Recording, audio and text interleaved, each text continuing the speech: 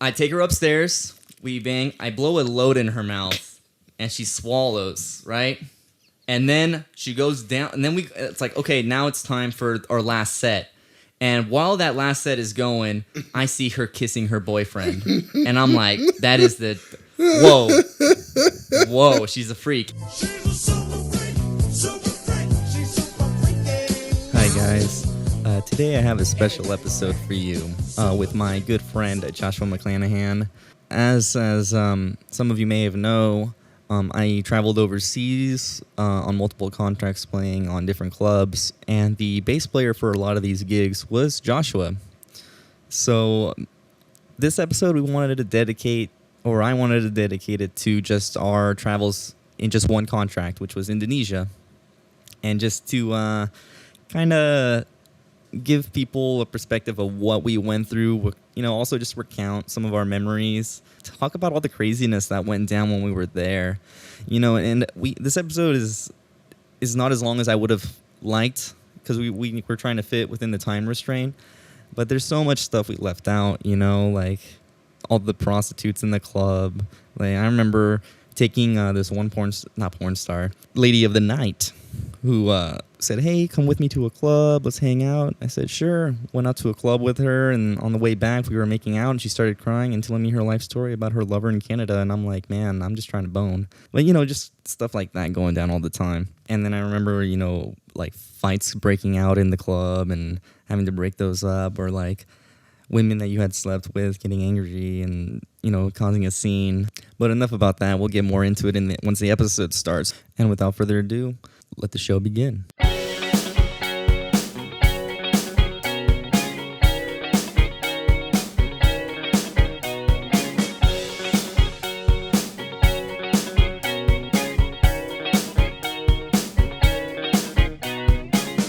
Hello and welcome to the DP Podcast. I'm Daniel Pinto. I'll be your host, and we'll be double penetrating that skull through both ears today. With me today, we have a returning guest, my main man, my boy, Joshua McClanahan. Welcome back, Josh. What's good, bro? What up, man? Man.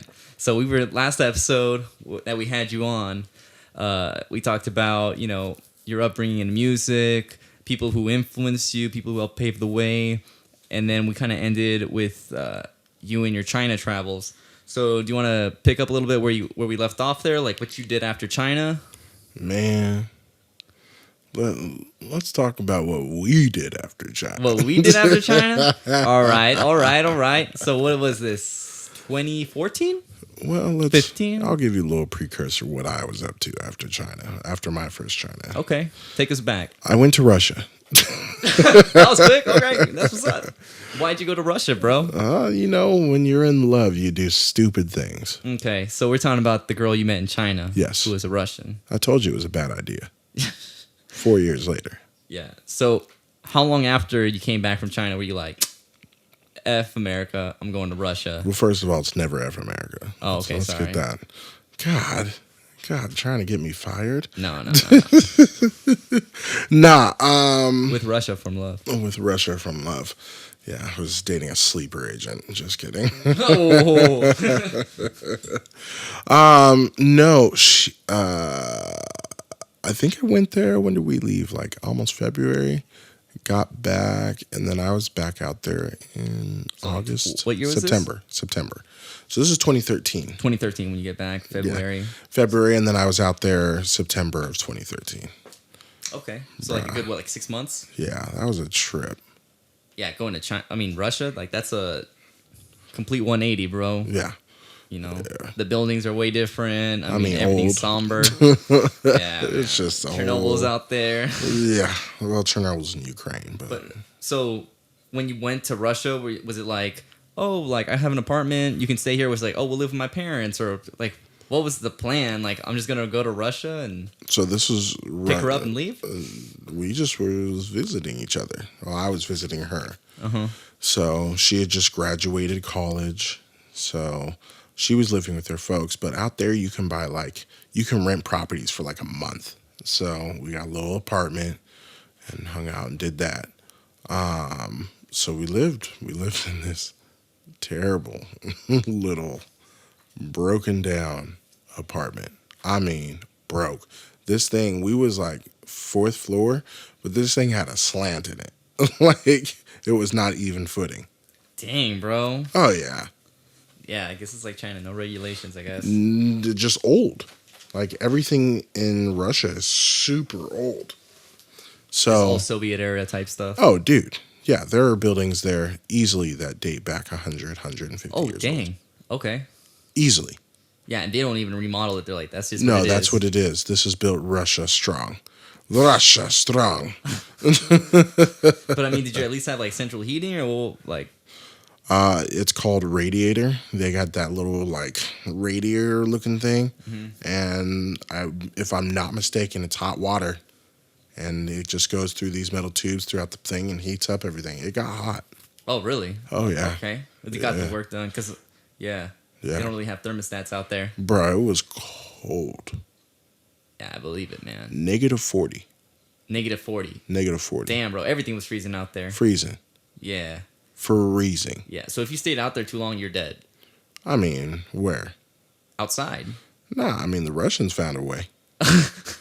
You know, them people know how to survive in some cold weather. Yeah. But, yeah. Yeah, that's why the Germans couldn't take him. Exactly. World War II.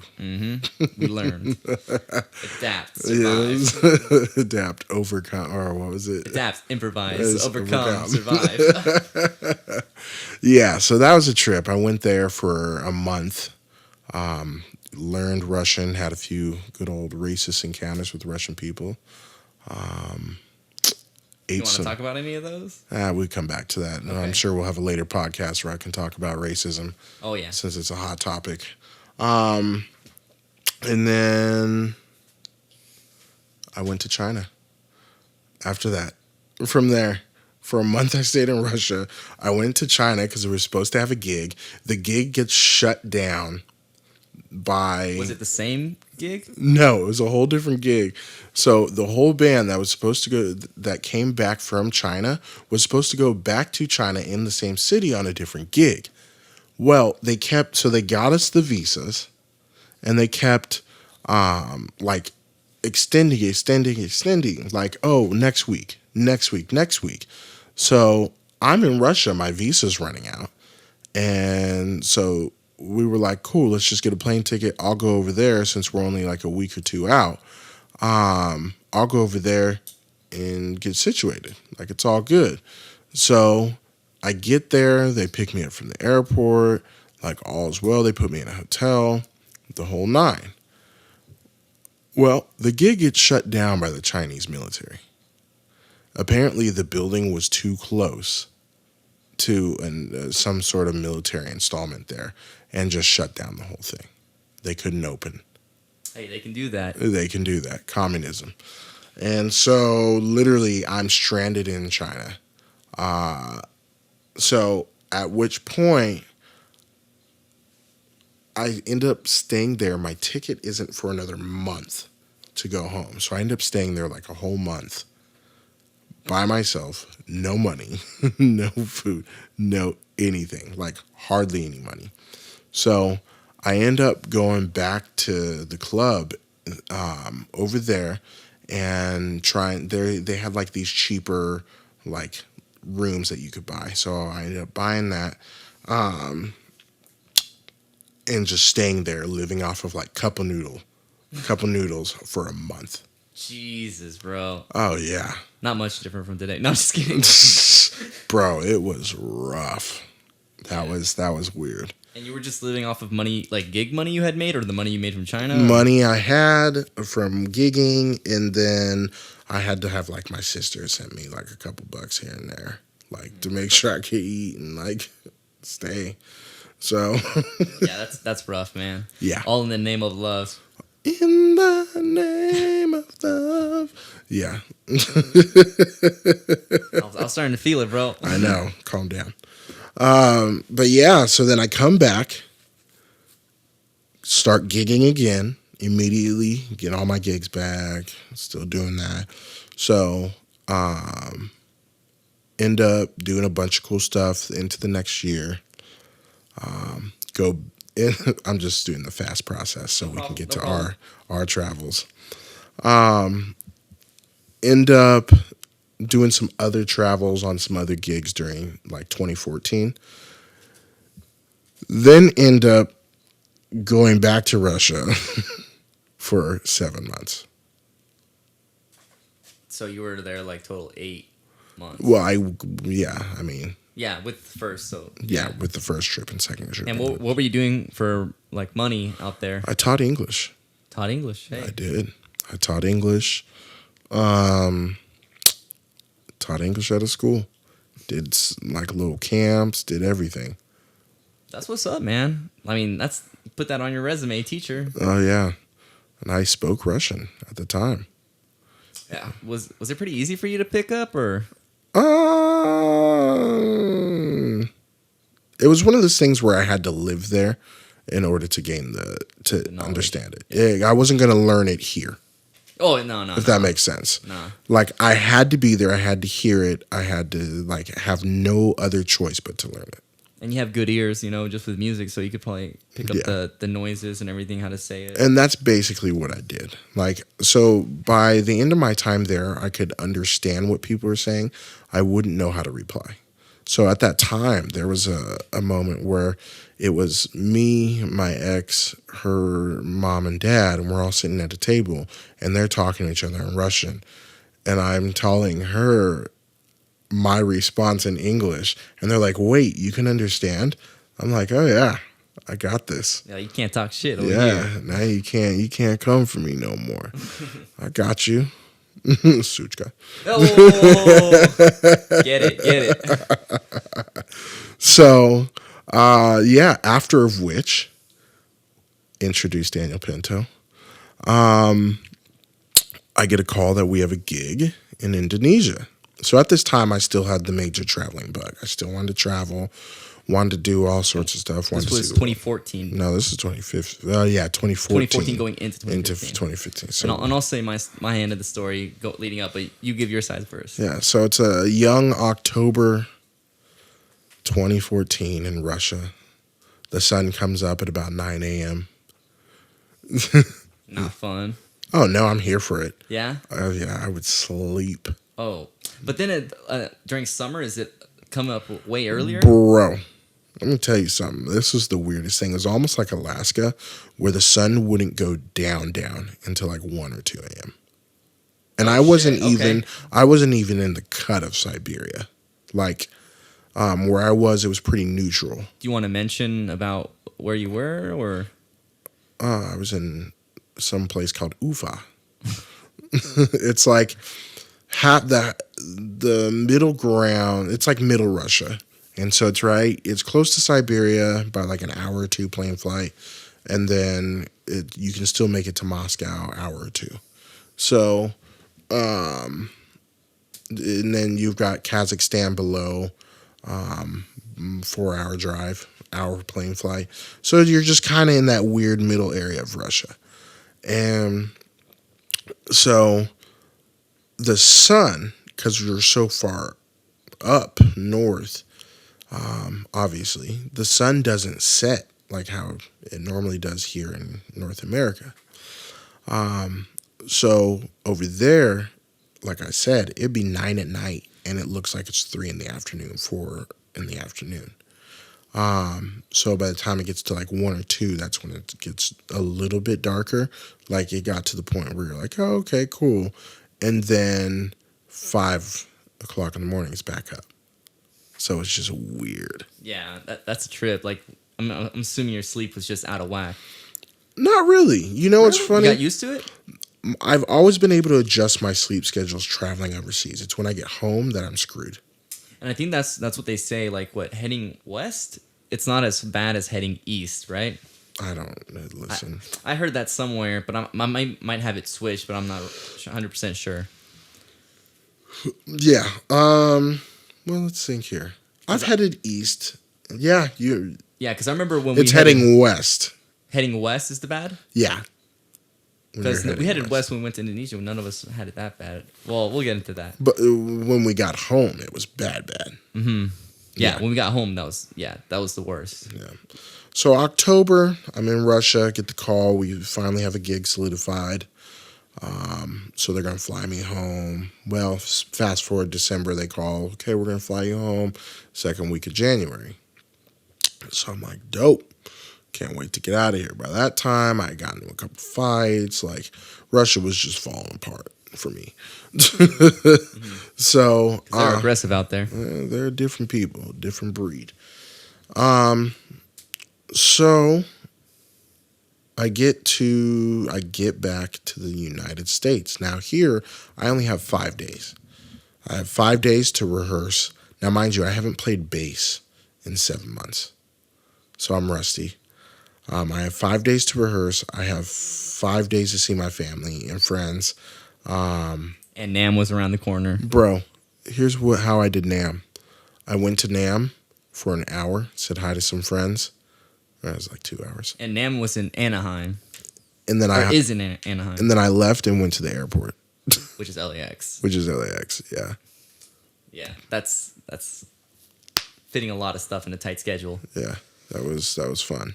Okay, so that's how it all came about for you. Yeah, so I get back and we start rehearsals, and I meet this young Daniel Pinto. All right, you want me to come in? You go ahead and take over. So I was working at a ramen shop. I started working there, I think, like beginning of November, called Tatsu Ramen, out on Melrose and La Brea. If you want to check it out, you know, it's pretty good ramen. It's expensive. Probably the best ramen spot in LA. Yeah, it's super good. If you want authentic, like or as close to authentic Japanese, we're not even sponsored by them, but hey, we'll put ourselves out there. Hey, if they want to sponsor us, please, I'll gladly take some ramen. Amen. Amen. So I'm working there, and I'm doing like just Craigslist gigs because I had a friend who I guess I'll name him. His name's CK. I'll just leave it at that. But he's toured with some cool people. But he's a friend of mine that I played with in music school when I was going to Musicians Institute. He said, "Hey man, like I got this Carnival Cruise gig through Craigslist and gotten a bunch of other stuff. Like, how about you try checking out there?" So eventually I see an ad like in the middle of December saying, "Oh, we're looking for a guitarist to go overseas to Indonesia for a 6 month contract." I'm like, "Oh, that's cool. That's like the whole Carnival Cruise thing, but instead I'll be in one place. I'll be in a hotel." I'm like, "That's cool because I don't like boats. I saw Titanic at a young age. It traumatized me." Ain't nobody trying to be on no boat. So There's hurricanes and sharks out there. yeah, I'm Mexican. I'm good. Team no chill. And so then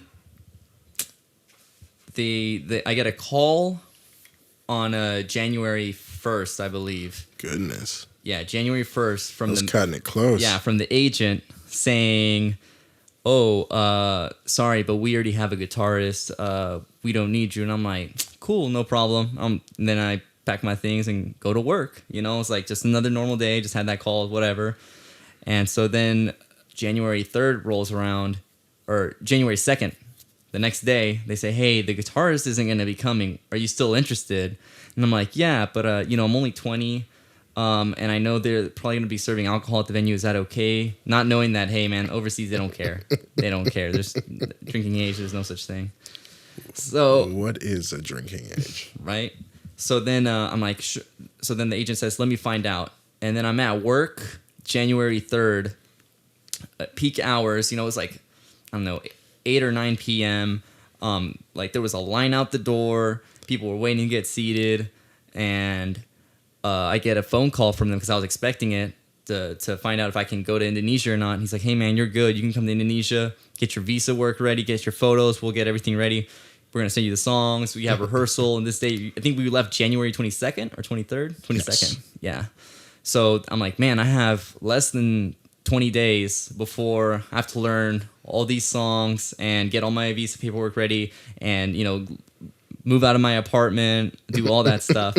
So I come up to the manager and I say, "Hey, man, I'm quitting." He's like, "What? Why?" I'm like, "Oh, man, I got a gig in Indonesia. I just got a call for it. I need to get all my paperwork ready." And he's like, "Oh, man, that's okay, cool." And he gave me a hug. The other managers did not like that, but he was cool with me, and, it was all good. Like, he saw I was a hard worker, so it was all good with him, but the other morning managers didn't see it that way. But, so I drive back to Bakersfield. I go to Lamont to get some visa paperwork from a old Mexican lady. Like, And he also went to go get some food at his parents' restaurant. of course, yeah. which actually closed down now. The one that my dad sold, Oh. El Jacalito, used to be on Main Street, Lamont, but he sold it and it's shut down now. But got a phone call. Anyways, and then I'm like, okay, I got to learn these songs. I get all my paperwork ready, and then I'm like, okay, I think I'm ready for this gig. And come like a week before we leave, I go to this rehearsal spot in like, I don't know, like downtown LA or like kind of close to Long Beach. And I walk in It like was a fresh. actually in Santa Ana. Oh, in Santa Ana, and I was just a fresh little pinto walking into the room with a bunch of dope musicians, and I'm like, yo, I got to step on my game after that first day of rehearsal. But anyways, you want to talk about that first day? Let me tell you, I was so jet lagged and I was so tired. I did not want to be there. But young Pinto is there with his guitar, all of his stuff, and he was so eager to play and so excited that me, as an older musician, was going to haze him.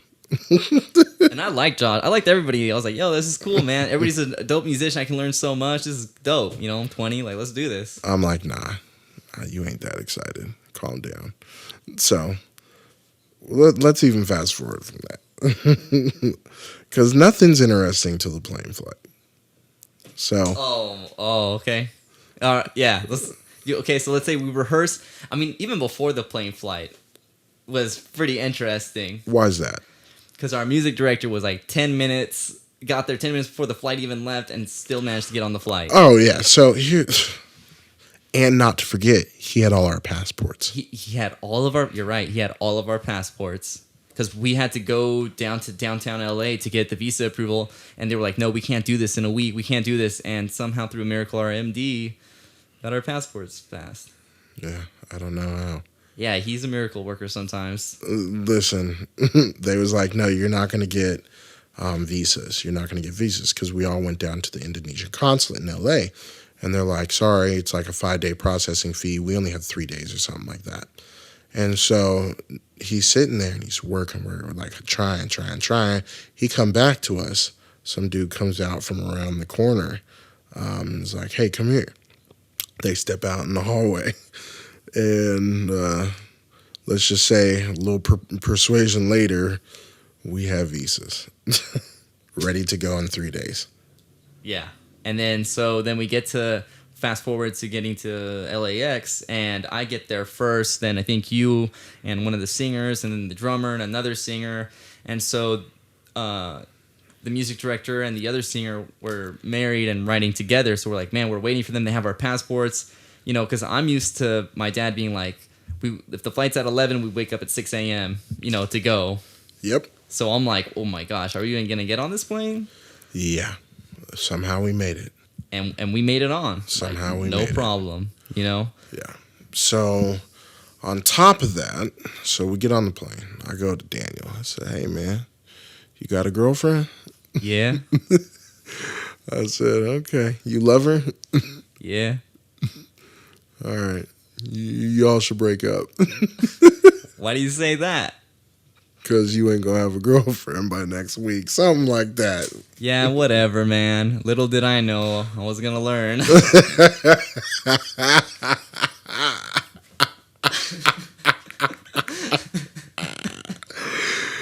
Daniel had no idea what was coming for him. Nah. No idea. So, what was it? We fly from From LAX to to Haneda. yeah, in Japan, and that was a 12-hour flight, and we have a 12-hour layover. Man, and that was fun. Yeah, and I hit up one of my friends that was friends with another friend of mine that I was roommates with. I guess I'll say his name. My boy Yasutaka Nomura. You can check him out on Instagram. He was the one that met you in Japan? No, his friend that visited me. I was like, God. Yeah, check out his Instagram. He's a dope guitarist. Great Yas guitarist, Nomura. great bassist. Yep. And then, so his friend picked me up and showed me around Tokyo, Kyoto, right? Yes. Right?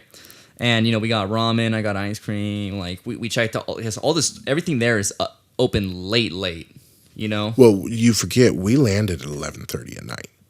Yeah. So by the time we got into town, it was 1. because I went with one of the background singers. Her and I went to another section of town. We went to Shibuya.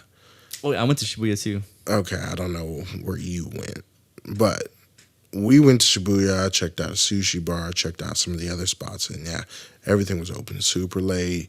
Yeah, It like was, till like 4 or 5 a.m. Yeah, it was super cool. Yeah, yeah. But then once everything closed, It was we all met closed. up back at the Yeah. airport Yeah, and like try to catch up on sleep and stuff. But we didn't really interact much at that point. no, No, nobody was like. But the airport was cool. Like they had a lot of cool stuff there. was and a stuff dope to look airport. At. Yeah, and we could watch the planes land like super close. It was pretty cool. Like I dug it.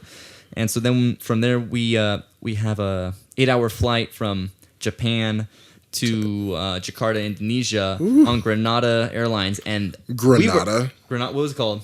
It wasn't Granada. What was it called? Give me a second. Granada. No. Look, while Josh looks it up, one of the problems we had was we wanted to take our instruments on the plane, and they were telling us, no, the plane's full. You have to put it underneath the plane. But it's like, nah. For all you musicians listening, if you're ever traveling, you can always ask to put it in the captain's Garuda. cabinet, Garuda, and you can always put it on the captain's cabinet, or like if you have a big plane, you can definitely fit like depending how big the case is on top of the plane. Yep. You know, and it's well worth it because these people mishandle your luggage and will break your instruments Every time. Yeah, and it's not fun. So we were angry that they basically forced us to put it underneath the plane, and when we get on the plane, come to find out, it's half empty. Not even. It was like 1/4 full. Yeah, we each had a row to ourselves. Literally had a row to ourselves. So, but it was the best flight. Like, Oh, yeah, it was and I know amazing I said flight. that about Qatar on the last podcast, but this was just as good. yeah, it makes you be like, man, American Airlines, just not the actual airline, but I mean American Airlines in general. Our domestic flights suck compared to anything that. Well, we were also flying international. Yeah, that's true. Just saying. But I mean, yeah. Because remember when we flew Garuda in Indonesia? Well, we flew Delta, I think, from Chicago to Bahrain. Yeah, and it wasn't all Or that to- great. Yeah, and that wasn't that great, bro. Yeah. So, but we'll get to that. Emirates, though? Emirates, best. Oh, my God. Emirates is the best airline. Emirates, Qatar, Garuda, Japan Airlines. Japan Airlines was good too, man. Let me tell you. I was like, I forgive you for what happened in 1940. no, they Pearl need Harbor to. for 41, bro. I forgive you guys. Bro, Japan Airlines, that was one of the coolest flights because I remember we get on, because, you know, I was thinking like Garuda was really nice at the time, and it was. But then remember the flight back to Japan? On that plane, we get on. Well, the flight there, we had a lot of turbulence. The flight back to Japan, we had even more turbulence. Oh, okay. So that, yeah. But I You was remember asleep. the I was last asleep. the last hour of the flight? Yeah, I remember the last hour. That was bad. But the first half, I was asleep for. No, dude, listen, on the way to Indonesia, we get out over San Fran and we finally hang left, bank over into the ocean.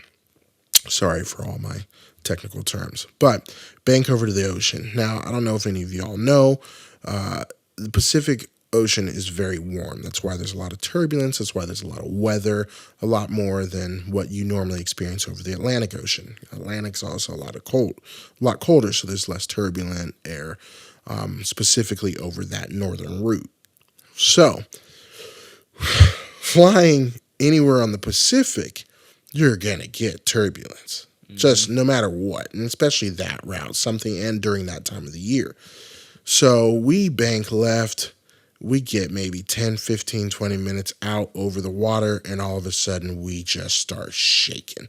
And it's eerie because all the windows are down, and regardless if they are open, you can't see nothing. Yeah, you can't see anything. So you're just kind of in this death tube. Yes, that's a good way to put it. Just over the ocean. And you're like, this could be it. This could be it. Now, mind you, turbulence is really not a big deal. And we kept making Malaysian airline jokes like the The whole whole time. Yeah. But sad story is 2 weeks prior to us going, there was a giant crash in the Pacific Ocean. That's why I was freaking out. Yeah, no, a lot of planes were falling around that time. Yeah, it was just not a good time for air carriers. So, regardless, needless to say, that was one of those freaky moments where it's just like for an hour or maybe a little longer, it was just shaking left and right the whole time. And you're just like, this could be it. But now, did you know this? This is why it pays to talk to the flight attendants. So on that, remember the Chicago flight we were talking about last podcast? Yes. I was buddy with the flight attendants on there. I was like, oh yeah, so what's your least favorite place to fly to? She goes, Hawaii. I said, why? She's like, because there's literally a point of no return. Oh, what? What? I don't remember that. Why didn't you tell me that? What? Wait, what? Explain. She said, any other flight in the world, there's plenty of places to land if something goes wrong, routes to take. You're always within earshot of being able to land if something goes wrong. Yeah, and they only give you enough fuel for the flight, pretty much, and maybe a little extra. A little extra, depending if you're flying in busy airspace where you got to circle. Right. So she said for Hawaii, there's literally a spot where you cannot turn around because you're too far, and there's nowhere to land on your way out there. I ain't ever going to Hawaii, but I'm good. I don't know how I made it to Maui that one time, but I'm good. Bro, literally a point of no return. Yeah, no, that's not fun, man. Flight attendants need to be paid more, and so do the pilots. So. y'all the real heroes out here. Yeah, isn't that crazy? Yeah, man. Yeah. So you want to talk? So we get to Indonesia. Oh my God. Right? We land. Well, it was like late, right? Now the podcast has begun. Right. now the real stuff's going down, and you want to take over from here? Get it No, from your you got perspective? it. You got it. Okay, so we land, we check in, and here's my side. We go and we check out the band. Right, that night that we get there. So like, yeah, let's go check out the band because the next day I believe we're playing, right? Not the next day. This is the one gig where we didn't have to fly in and play. We still had the weekend to get through. Really? Yeah, but we remember that's when we did like the 4:00 a.m. sound check. Oh yeah, you're right. Yeah. Yeah, we did a early sound check and everything. I forgot about that. But we go check out the band and we're like, yeah, like they're cool, whatever. You know, like it's cool. Like I'm not hating, you know. So, but you know, we're like, hey, the band's like, hey, we're gonna introduce the new band. Let them play a song. So like, cool. So I think we played "Crazy" by Gnarls Barkley, right? Yeah, we did. And we smashed, Ruined. just ruined them. Like we're the new kids in town. We're the new kids on the block. Yeah. And you know, that was super cool. You know, we talked to the band members, blah blah blah. They were cool. It is what it is. Then, you know, we do our rehearsals, and then comes the day of the show. First show, was Monday? Mm-hmm. And, you know, the manager of the club, I believe he was an Indian guy, he tells us, yeah, you know, like, enjoy yourselves. You know, you have this much money to spend per week. I think it was like 50,000 dirham? Or not dirham, sorry. Rupiah. Yeah, rupiah. 50,000 rupiah, which is like, I don't know. Like, $48. Like $48, yeah, $48. It sounds like a lot, 50,000, but no, it's like $48 a week, which actually lasts you enough time. Like you can order like a salmon, because we were staying at the Shangri-La Hotel, might add, and you know we can get a Shangri-La burger, full breakfast. You could basically get like 2 full meals and a small one, you know, every day, for what we were paying, without a doubt. So $48 takes you a long way out there, and they tell us, you know, try not to eat anything heavy, you know, that, you know, like adjust to your system, you know, the time zone's different. We understand. Not only that, when you travel, food hits you different. There's different bacteria, different stuff that they cook with. Different meat. Different meat, different way of cooking meat. And especially when you're in Muslim countries, the meat has to be what they call halal. And so, like, without spot. So it just hits your body different. Right. And my dumbass decides to eat a Shangri-La burger, which I mean, a full burger. like those burgers, like this ain't no joke. That's like if you go to Fat Burger, it's like an XL burger, you know? If you know what those look like. They're big burgers and they're delicious. And I'm like, yo, I'm gonna try this, you know, because it's something I'm familiar with, a burger, no big deal. I eat it and I just knock out. I pass out. Gone. Like I don't think I was even dressed or anything. So I'm on time for the show.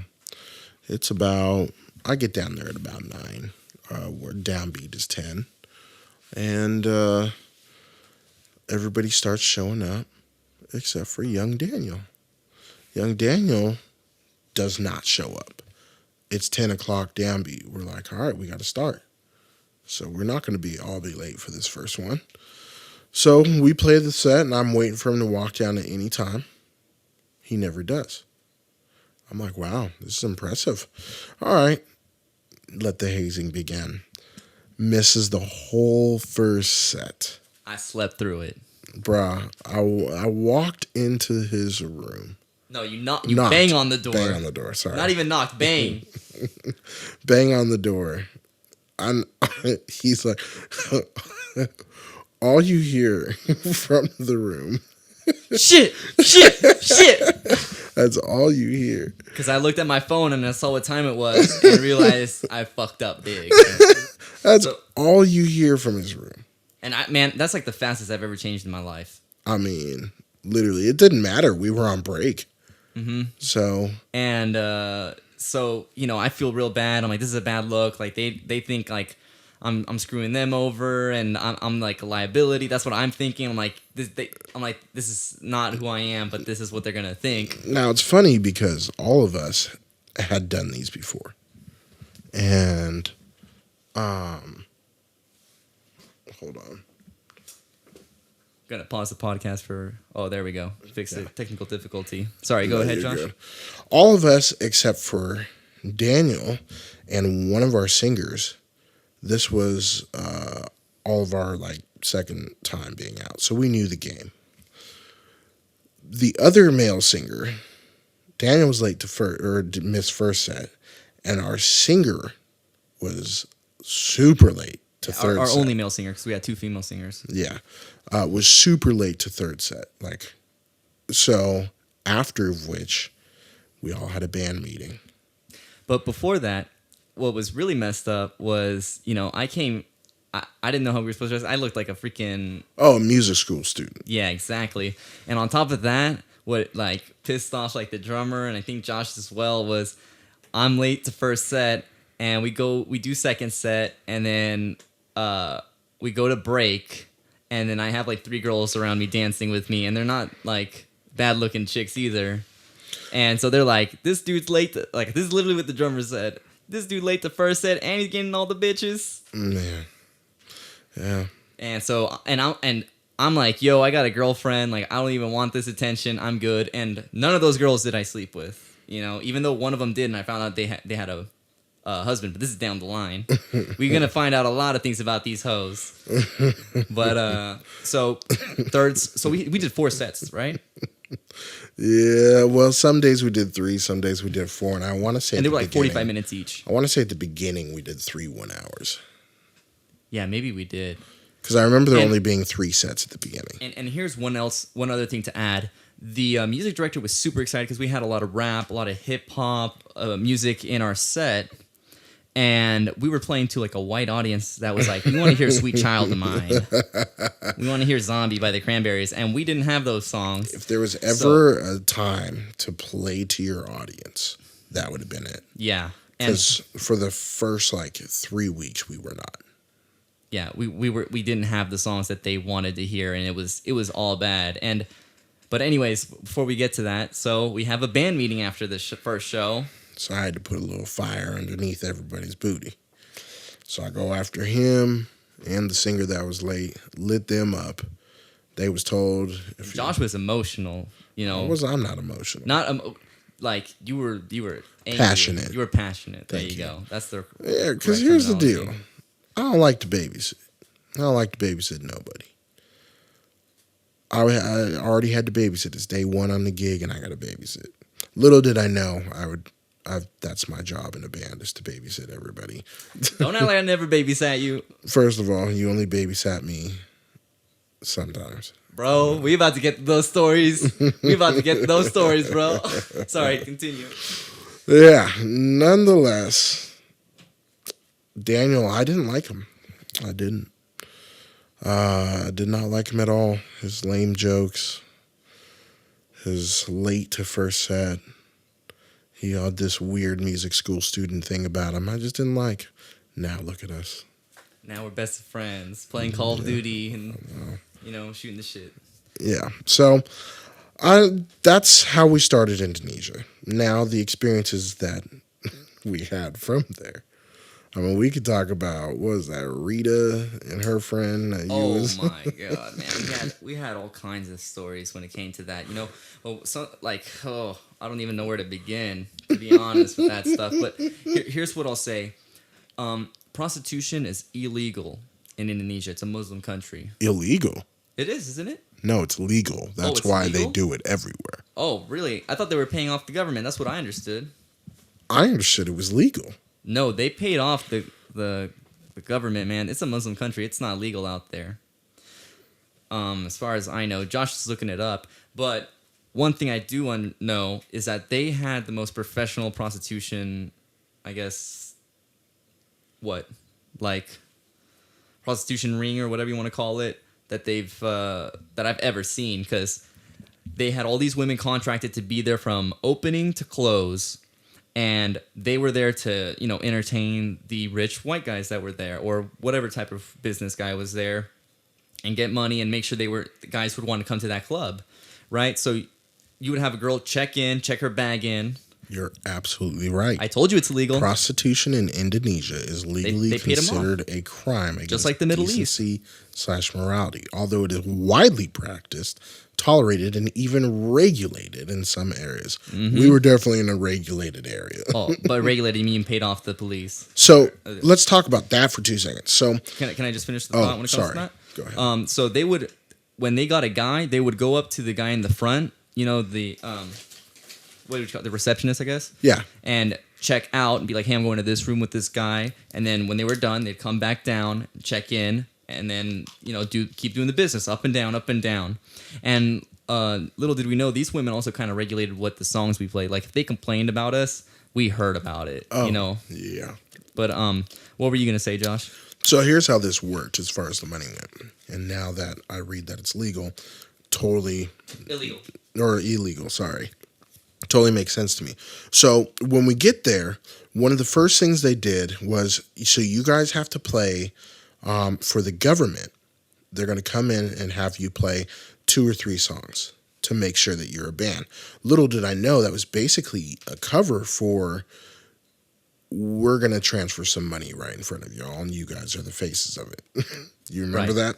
Yeah, I remember. So while we're playing, 2 giant duffel bags of money go from one side of the table to the other side of the table, and they leave and cut us off from playing. Like, it was this whole private show, on and so forth. But basically, and I thought at the time they just had to pay off because they had a band there. But come to find out, probably it's the prostitution. Yeah, and some other stuff too. Yeah. The prostitution in Indonesia is a weird aspect of it, because you have all these families, and so there's stories of the women basically that are married becoming prostitutes. And so what the process was, at least one of the ladies there was telling me, like, her husband will go with her to the club. He'll hang out in the bar while she's doing whatever with the Johns. And then when she leaves, he'll go to wherever, the car, the moped, whatever they have, follow them to wherever they go, and wait for her to get done, and then drive her home. Yeah. That's some weird, dark stuff, man. Yeah, and then another thing was, like, all the Indonesians had their own private drivers because it was so cheap to have one. And one other thing to add was the alcohol was ridiculously expensive. It was like, what? How much for a bottle of Jack? $75. Like $75, and for a bottle of Patron was $100. Yep. So we became friends with these rich girls so that they would buy us bottles. Yep. And one of these girls was named Rita. Should we say? Are you friends with her on Facebook? No, I'm not friends with her. We'll just leave it at that. She's probably still at that club if any of you all want to visit her. But she would always buy us Jack Daniels. Jack Daniels became my drink when I was there. He was a good man and helped me through a lot. But when it came to Josh showed me a picture of her, and I'm like, yeah, that's her. But Play Sex on Fire.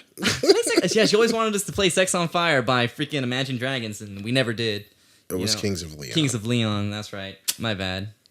But I actually like that song. But I ended up sleeping with one of her best friends who we called the school teacher. And this was like 3 months in, and she was not a good looker, Like, I had in Indonesia what you call a rotation of hoes. I had a girl for each day. You sure did. And I like Josh's room was the hangout room. Always the hangout. Like, that's the party spot. That's where we meet up. That's where the band would always meet up and hang. And I would always go after, like, I would kick girls out of the room. Like, I did some stuff that I'm not proud of, like, they'd be naked and I'd kick them out of my room. Because I'd be like, yo, you got to leave. I have a band. I'd make whatever excuse I needed, man. And, I remember one time I had this one Indonesian that was a flight attendant, and she ended up staying because, like, the flights were getting delayed. I had her for like 2 weeks. And 2 weeks? Could you imagine? And, but she had a hair on her right nipple, bro, and I could floss my teeth with that thing, bro. I wanted to pull it off so bad. I tried pulling it off once. She got mad at me. I'm not lying. Like, man, it was not chill. But, like, free is free. If you can get the milk for free, But I hate you. I hate you. But I remember, like, Josh was like, man, Daniel, where you been for these 2 weeks? You've been pretty MIA. What's going on? I was like, oh, man, I've been sleeping with this freaking Indonesian flight attendant. He's like, why didn't you tell me? Man, this guy done disappeared. After every show, he wasn't around pre-show, because normally if Daniel didn't have somebody up in the room with him, he was in my room. Because, like he said, that was the hangout spot. So I didn't, I was used to having him there. So all of a sudden, we became very close. One day, he just stopped coming around. And he stopped answering texts, calls, whatever. I'm like, all right. So I asked him one day at the show. So what's up with you, man? I haven't seen you. He's like, oh, I got a little flight attendant up in the room. I said, Daniel, how come you didn't tell me this whole time? I felt like I cheated on him by not telling him. He did cheat on me. It's fine. I get it now. But let's go back to when Josh was saying, oh, you got a girlfriend? Because I still had a girlfriend during this time. Yeah, so Daniel found out very quickly why the stereotypical musician cannot have a relationship. Yeah. But on my first week there, I think my second day, I didn't tell Josh about this until probably like a week and a half late after it happened. So my second day, I meet this dude with these girls around him, and he's like, oh, do you like one of these girls? I'm like, yeah, sure, whatever. And I like get one of the girls. And by the way, Indonesians, just to put this like side note, have the softest skin out of any woman I've ever touched. And I think Josh can vouch for that. Like, those Indonesian women have such nice skin. So soft. We'll get to that, maybe. I don't know. But so I meet this Indonesian girl, and she's got messed up teeth. She looks a little older and stuff, but I'm like, I take her home. She's not, and I saw her once again. Why you gotta go after the teeth, my guy? Bro, man, if I was a dentist, I'd be a millionaire. I got with this Indonesian woman, messed up teeth. Well, you could have just left that out. Poor lady. I gotta be the script. I mean, yeah, I'm poor. Don't even know her name, to be honest. But she gave the best head I've ever had in my life. Well, yeah, probably missing a few teeth. Bro, and she swallowed and then wanted to kiss me, and I was like, no. And I'm 20. I'm like, no, I'm not that. Whoa, I'm good. I don't need to kiss you. And like, she starts telling me her life story about having a kid that's 5 and stuff. And I'm like, that's cool. You got to leave the room. And I like escorted her to the taxi, and I'm like, bye. Thank you for sucking my nut. Oh, that's what happened, bro. And then, so we played on a Monday. That was on a Tuesday. Then I didn't tell anybody that happened. I was just like, whoa, like this is crazy blowjob. Still haven't had anything as good as that. Come Friday, there's this girl who we were just looking up before the podcast started, who's, hanging out with one of our later bandmates in another country. Don't want to give enough details, But Josh is like, hey, man, what do you think of this girl? And she's just this short Indonesian, like, she's got a nice ass. She's got some tits on her. And I'm like, she's really cute face, really super pretty. Cute. Super cute. And Josh is like, oh, what do you think of this girl? And I'm like, cool, like, man, like, I'm down. That same night, just take her upstairs. We do our business. And she knew what it was. Once we were done, she left, and I guess she enjoyed it. Because 5 months later, she come back to the club with the boyfriend. Yeah. And on our band break, she didn't have a boyfriend no more. Yeah. Oh no. So I see her again like 5 months later. No, I saw her again like 3 months later, 3 months later, and we so what's up? We slept together again. Oh, everything was cool. Nothing was bad. I can't complain. You know. Then 2 months after that, so we were there for almost 6 months. Last month that we're there, she comes with a dude. With this white dude, and I'm like, oh, okay, like she's in a relationship, that's cool. I'm not trying to interfere with that. Right, Right, but then the whole time we're on stage, this dude's looking at me like, I can't believe she brought a boyfriend here. Blah blah blah, talking mad trash the whole time. So don't even sit there and say it's fine. You was on a mission and you know it. Okay, so I had to flex a little. Thank you. A little. Okay, this is the ultimate flex. Thank you. The ultimate flex right here, guys. So I come up to her, I'm like, hey, you got your boyfriend here? He's like, yeah. And she says to me, like, hey, do you want to go upstairs for a minute? And I'm like, okay, let's go upstairs. And by then I've already had my rotation, and like, I'm experienced now. This is by the end of this is like the last 2 weeks of the trip.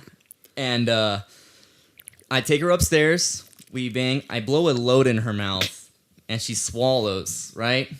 And then she goes down, and then it's like, okay, now it's time for our last set. And while that last set is going, I see her kissing her boyfriend.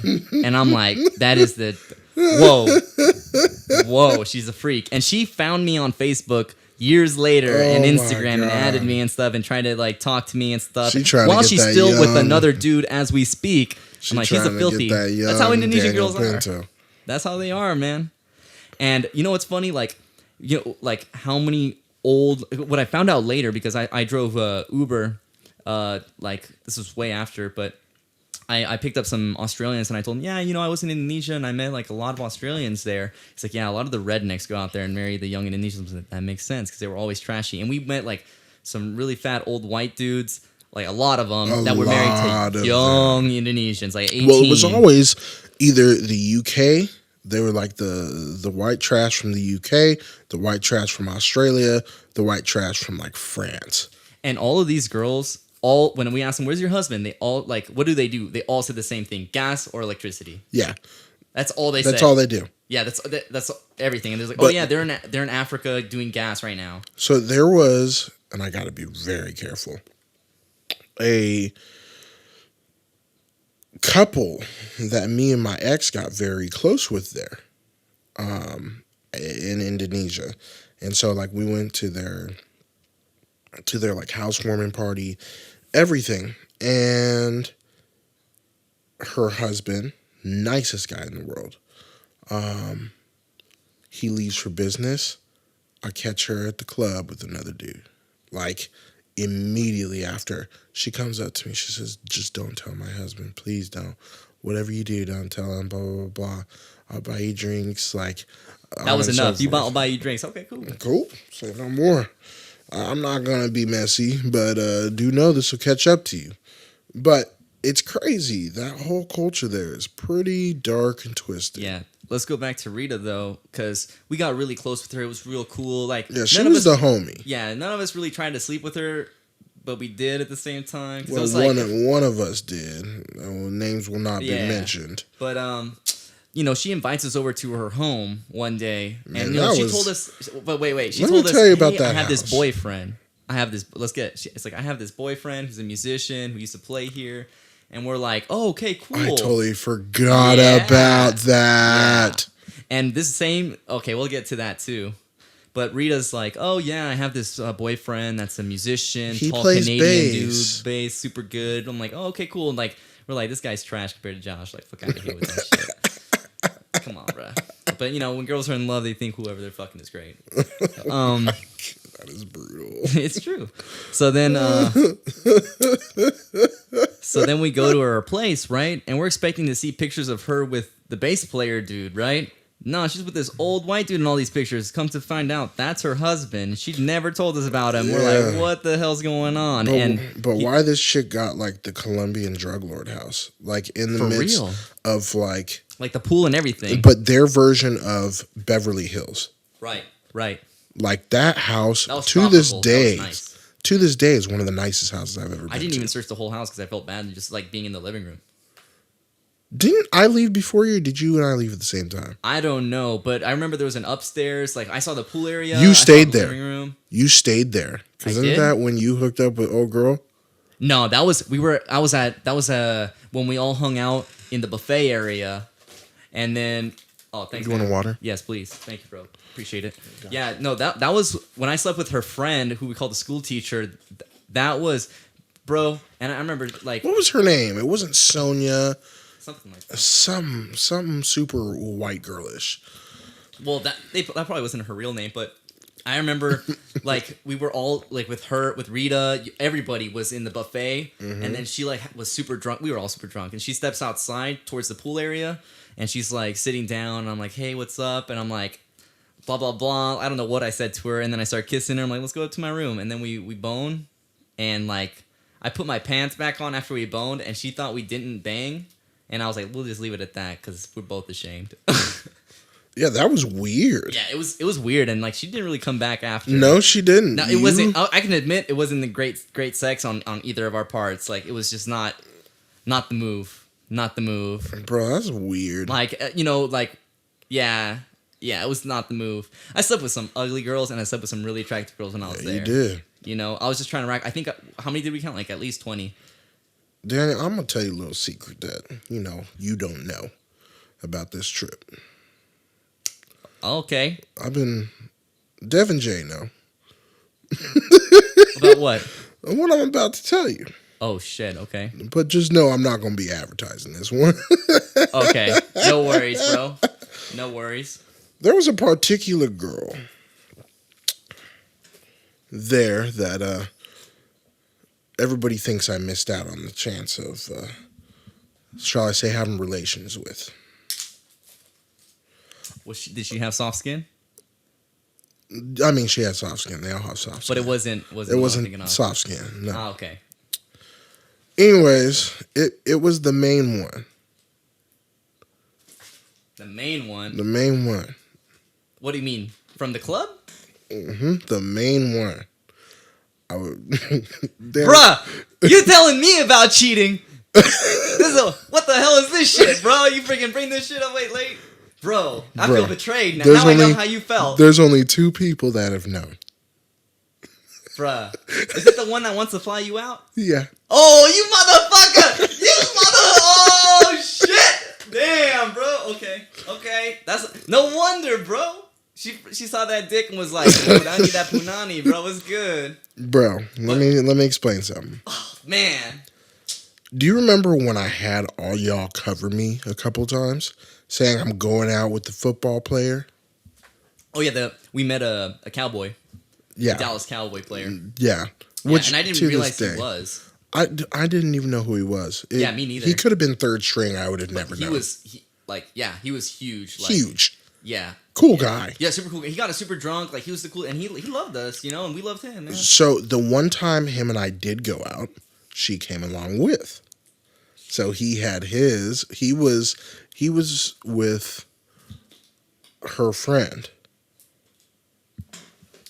I don't remember what her friend looks like. I remember what the girl looks like that you yeah, I know.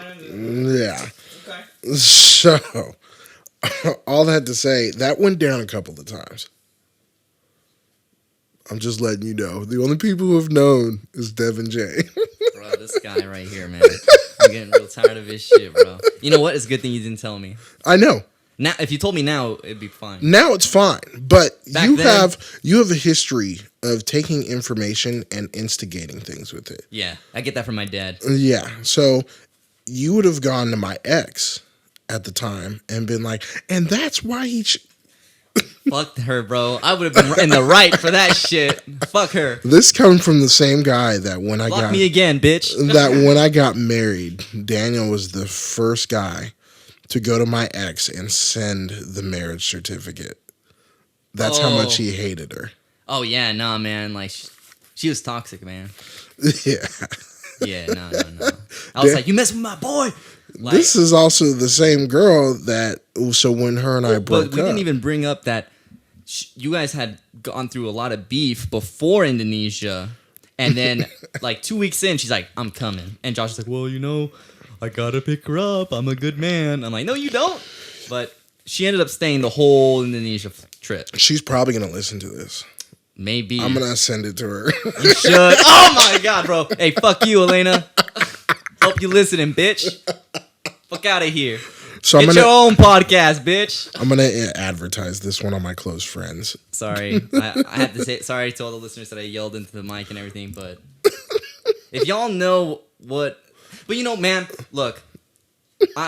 How many times, like, I'm not... Just a quick side note. How many times did I help you out to pay for meals and stuff? Oh, bro? yeah. And never did I ask anything because I'm like, yo, Josh is my boy. As much as I don't like this girl, that's your woman and I respect that. So, hey, we went to Go Curry. I miss Go Curry. Dude, And to this day, The the best Japanese curry. Yeah, Indonesia. Speaking of which. And remember how many times, like, as soon as you eat some goat curry, you will shit Bro, yourself. you've got 13 minutes. You've got 13 minutes from the time that you finish that plate to find a toilet. Yeah, and the worst part is, Indonesia, people complain, oh, LA has bad traffic. Go to Indonesia, now you can complain. Oh, Indonesia my has the worst God. traffic in the world. Okay, to go a mile sometimes would 30 take you minutes. 30. Okay, so you stole the... Sorry. Yeah. No. Go ahead. No, Complete man, my 'cause sentences. I'm sorry. I'm still heated about Elena, bro. I gotta chill out. You take the mic for a second. No, you good. You good. Tell the people what they want to hear. No, man. No, when it comes to the whole taking a shit thing, I remember there were multiple times where we almost shit ourselves in the taxi. I remember one time the traffic was so bad that I saw a place that I don't know, like a fast food place or something that had a toilet, or I hoped had a toilet, and I stepped out of the taxi, took a dump, and then came back, and the taxi was in the same spot. That's how bad the traffic is. It didn't move. No, traffic is awful. Yeah, the way they have that, and forget it. And like, if it rains, you ain't going nowhere. You ain't going nowhere. You ain't going nowhere. Everything gets flooded. So what you need to do is get Dev on here and tell you about his story. Should we tell him who Dev is? About the time that he had to hang on and ride the bike. Bro. Oh, yeah. But just like a quick side note. So, me and my ex were still together, and I wasn't on good terms before Indonesia, and during Indonesia, it made things way this worse. This guy should have never, ever had that girlfriend through there. Poor girl. I feel bad for her. I'm sorry if you're listening. No, you aren't. I'm not. You're I'd not do it again. sorry. I'd do it again. Man, this is coming from the same guy that goes off on every ex-girlfriend. Like, at some point, you just go off and say something brutal to her and then ruin her existence. Yeah, but then I told her, I came clean. I was like, hey, I'm cheating on you. I've been with, at the time, when I told her, 14 other women. I gave her the number and everything. I was like, yeah, I don't want to be together. And she's like, no, we're going to stay together. We're going to work through this. And I was like, wait, I don't have an option to leave this relationship? It's like, no. How long had y'all been together? You're like shaking thinking about it. Calm down. 2.5 years by that time. 2.5 years. Yeah, because we dated senior year, like end of junior year, or no, like senior year of high school. You don't even remember. That's how insignificant high school relationships are. Yeah, pretty much. Isn't that crazy? Like, I had one chick, she'll never, ever hear this podcast. She does. That's hilarious. I used to call her Mandis because she, like, looked somewhat like a man. Like, I'm not mad at that. no, she was just not cute. And I dated a girl that had a deeper voice than me. Bro. She was like, hey. This is recent. This is recent memory. And, it's awkward. Hey, this is my boyfriend. I mean girlfriend. Daddy. Yeah. I hate you. I'm done talking to you. Yeah. But this podcast is supposed to be an hour long, but we're not even done with Indonesia. We're so not even this. into Indonesia. We're not. Yeah, we're still gonna keep going. Bro, I'm just gonna have to be a normal guest. I think so, but we're going to keep this one going. We got to get at least through Indonesia before we go on to Bahrain, Dubai, Abu Dhabi, because in Bahrain we meet Rita's boyfriend that she told us about, so we got to get into all that. In Bahrain, we meet Steve. No, what was the name of the first singer? Okay, wait, we got to go back to Indonesia, bro. We were getting ahead of ourselves here. How dare I? Yeah, so, man, I remember... The last girl I slept with fell in love with me. Like, she bought me a watch and was trying to get to my room, and I kept denying her. Like, that was a pain, man. Oh, yeah? Yeah, you don't remember her? Who? I don't know. You got to give me a name. I don't have a name, bro. But that's the thing, man. They all come together, bro. Like as one Bro, thing. But I do get it. remember when we met this guy who told us he was the guitarist for the Eagles. I remember that guy. Yeah. He definitely wasn't, but he had a lot of money. Yeah, he had a lot of money, and he hired a lot of prostitutes around him. He had a lot of everything. And there was this one prostitute, not the cutest girl. She was like 4'8", you know? Wasn't the cutest chick, but she had the biggest rack. And I remember when we were talking to him, I was like, hey, like I was drunk. I was like, can I play with your tits? I just love big tits. I'm a tit guy for all of you who don't know. And I just put my arms like underneath her dress and just played with them. And I was like, What? This is the best. I told you about this. And I was like, you know which one I'm talking about, right? You No, know which one I'm talking I about? have no The short recall- one that always stood in the back of the bar. Yeah, I remember her. Yeah, her with the huge tits, like fucking, they were bigger than her head. And I was just playing with them and like feeling everything. I was like, bro, I'm in heaven right now. This is it. This is all I need. I'm good. You don't remember that? And we were talking to that dude because he hired her. I have no recollection of this whatsoever. Yeah. Yeah. Wow. Yeah. That was. How does I it dug feel that you had a total like creeper moment in the club? She was into it. She said yes. She gave me consent. Well, I mean, that's all that matters nowadays. Yeah, But she gave me consent. shoot, you got to But sign, I sign had a wanted. whole I wish I waiver. slept with her. I would have made her my girlfriend for the rest of the trip. No, you wouldn't have. One of the girlfriends for the rest of the Exactly. Thank you. Proper English, my guy. Yeah, but Yeah, that trip was weird, man, because it started off great yeah, and just ended like really bad because band members started to everybody was acting too wild. They just progressively Not got too me. wild. But can we talk about like I am the normal one of the band. I just want to let y'all know that. I am. we're gonna leave that silent for a little more. No, yeah, okay. But do you want to talk about some of the shenanigans that happened towards the end, like the fights, or you want to talk about Nadilla, what her name was? Oh my God, that's the main part of Indonesia. Yeah. Nadilla milkshake. Okay, so you want me to tell everybody how I met her? Go ahead. So I met this Indonesian girl named Nadilla. So one night, like halfway through the trip, like maybe 2 months in, I meet this. I'm playing the show, and then this Indonesian girl comes up to me and gives me a note with the room number. It says, "Hey, that girl over there wanted me to give you her room number. Like, go if you want to go meet her. Like, let's go. Like, you can go." But why did she want to meet you? So I go out to the room.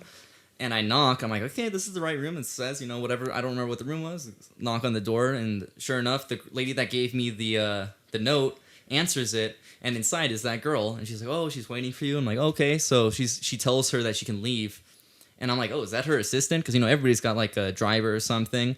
But she's like, oh no, that's my sister. And I'm like, oh, okay, cool, whatever. And then we start talking. She's like, oh, yeah, you like music, blah, blah, blah. I'm like, yeah.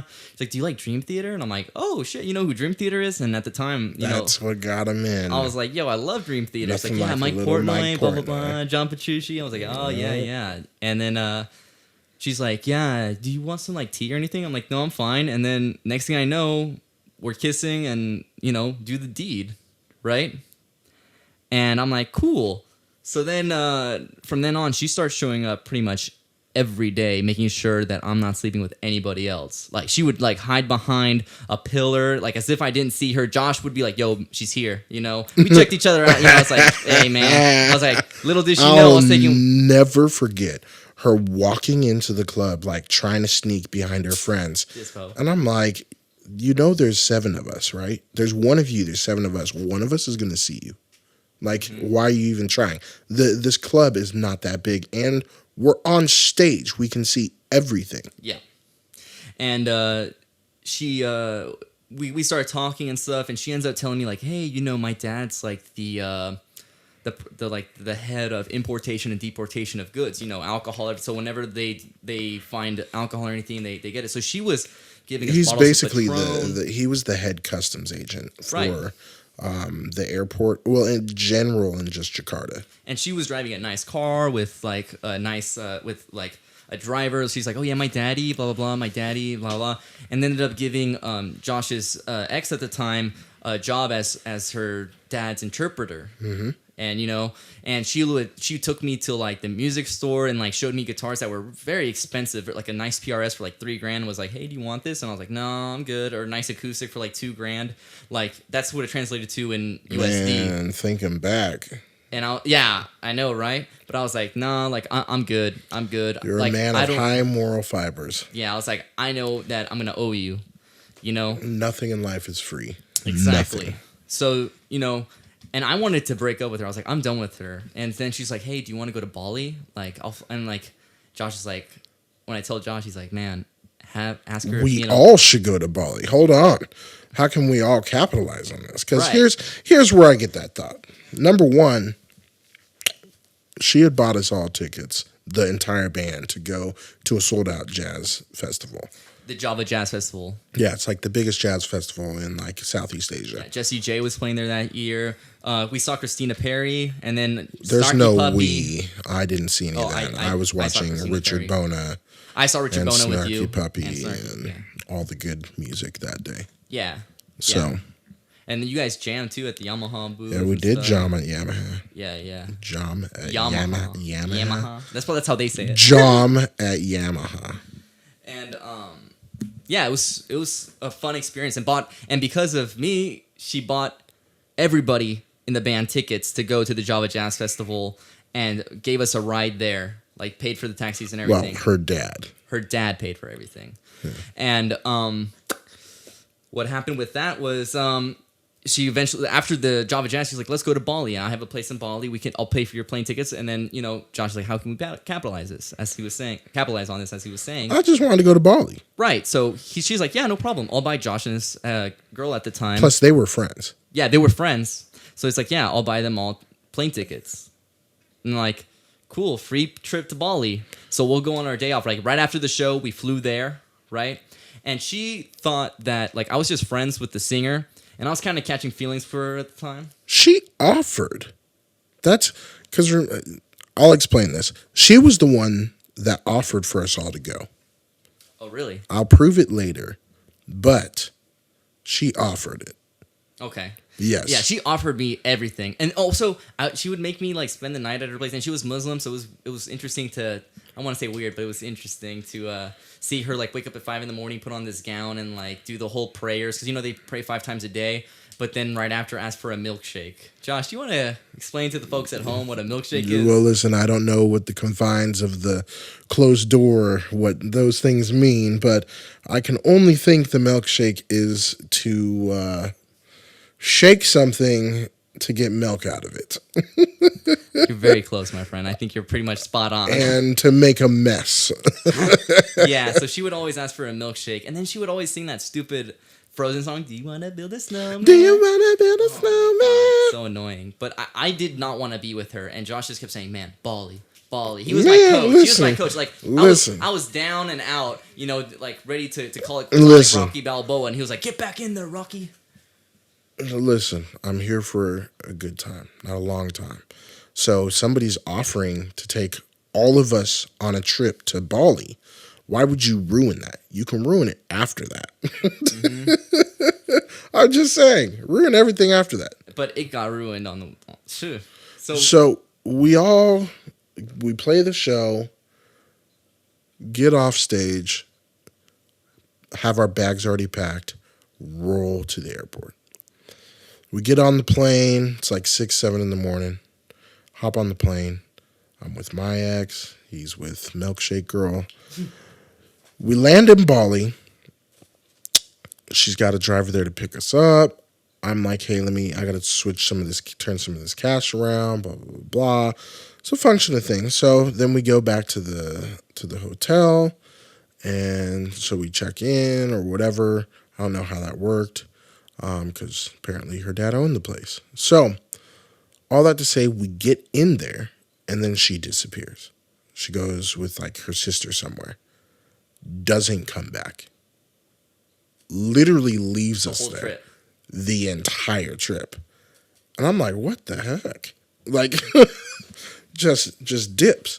Now, mind you, none of us have been to Bali. She's telling us, like, this is where we need to go. This is what we need to do, blah, blah, blah, blah. So we're at this random place. It was a nice villa. But We didn't know anything anywhere at all. We were right next to the beach. Yeah. So we're kind of walking around, stumbling around, trying to find food, whatever. So then she finally comes back around Like at night. at night. So we finally go get something to eat. And at this dinner conversation, all of us are like, what the heck? Yeah, we're like, what the heck? Why'd you just leave us? What happened, you know? And she's like, oh, I went to a spa and like basically just had a day to herself. Yeah, well, because she was mad. Yeah, she was mad because Why was she mad, Daniel? I commented on our singer's post and she thought that we were sleeping with each other, which was not true. Not true at all. I was not sleeping with her. Other people were, or other person was sleeping with her, but I was not. So this was, I was like, really, out of all the girls, you picked the wrong one. And I'm like, So I then- was sleeping with other girls, but hey. So then her sister comes, Mm-hmm. and her sister puts her in check.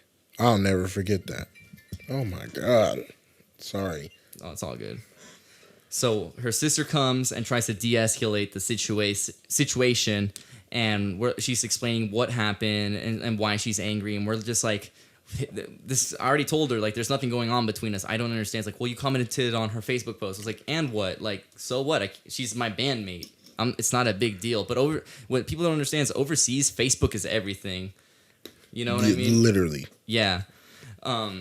Versus like Instagram barely started becoming popular over there, you know, while here we've had it for a cool minute. Yeah. And so, you know, we get into this big fight. I'm like, yo, that's it. I'm breaking up with you. I'm over this. And I'm loyal. Oh, not really. But we fly back home. And at the time, you know, Josh's ex is from Russia. She doesn't understand that UV light causes sunburns and gets the worst sunburn and throws up on the plane. No, it gets like, what's that? Heat stroke, sunstroke, yeah, whatever. yeah. We get on the plane and just her body's like, nah, we good, fam. And just rouse on takeoff. And there's a thunderstorm happening right next to us. It was just the biggest cluster of terrible events happening right next to each other. Do you want me to fast forward to China just to kind of finish up that story before we go back to Indonesia or my trip to China? I do want to fast forward a little bit. So I'm going to fast forward for you. Fast forward, Milkshake, her name, I named her Nadia. Her name's like Nadilla or something like that. I call her Nadia. All of that to say, the next band that comes after us, she goes after their guitar player, who is a pretty white boy, somewhat like Daniel. Daniel's just not pretty. I'm not arguing. He's a handsome dude. Yeah, he's pretty. And they get married, have a kid, the whole nine. And this is all happening while we're in Bahrain. Yeah, we're Bahrain, and this is like a year or 2 years later. No. Like, Bahrain was a month after. Yes, left but they didn't Indonesia. get married and Oh, all okay, that. yeah. So But they started dating when we were in Bahrain. And then Yes. we find out that they had a kid. And yeah, they had a kid and all this stuff. So somewhere between late 2015 and late 2017, it goes wrong. All of us were wondering, like, oh, I wonder what went wrong. She had been in LA, on and so forth. And the whole time I'm telling Daniel, I'm like, that's what she wanted. She just wanted a little white boy from America so she could move here, on and so forth. So Daniel gets a little gig opportunity out in China. So he heads out there. Well, funny story, down the street from his gig is that guy, her at the husband. Ritz-Carlton. Her husband, or now ex-husband, Yes. which we find out. So Daniel decides to do his usual diligence and go snoop around and find out what happened. So we're the top band in China right now, right? In Shenyang. And the other top band is the one playing at the Ritz-Carlton, hired under L Live, who was kind of the had taken over by then as the circuit kind of band. They were like a French-Canadian company, but that's besides the point. So, you know, my bandmates are like, hey, we should go check out the other band. Like, they're cool. You'll dig them, blah, blah. And, like, the singer's South African because I had a bunch of South African, or I had two Daniel's other, addicted to South Africans. yeah. Hey, it's the motherland. What can I say? And so I get there to the Ritz-Carlton, and I end up hanging out with the South African singer, and he's like, yeah, man, I played in Indonesia. And I was like, oh, man, did you meet this girl? Oh, yeah, I remember this girl, blah, blah. And we started bonding. I was like, so you played at Bats. That was the name of the club we played at. in the Shangri-La Hotel. And he's like, yeah, man, like, that was my contract. It's like, oh, shit, you were in the band with Josh. Because Josh basically became an international name on the circuit. Like, if they're like, oh, you play with Josh, then you're a badass. That's basically what it becomes. Like, before I went to China, people were like, you were in the band with Josh? Oh, then we're going to have a great guitarist type shit. That's a lie. Yeah, okay. No, that's true. If my Kiwi friend, brother is out there listening, you know him, right? But, like... You're too kind, Daniel. But, you know, he starts telling me, like, yeah, you know, the guitar player met this girl there that her dad was, like, the... head of importation and deportation, and starts telling me all these details. I'm like, this is sounding awfully familiar. And it's like, yeah, they ended up having a kid together, but it wasn't his kid. It was her dad's kid, but it wasn't her dad. It was actually her boyfriend. I'm like, what? It's like, I need to talk to this dude, right? Yeah.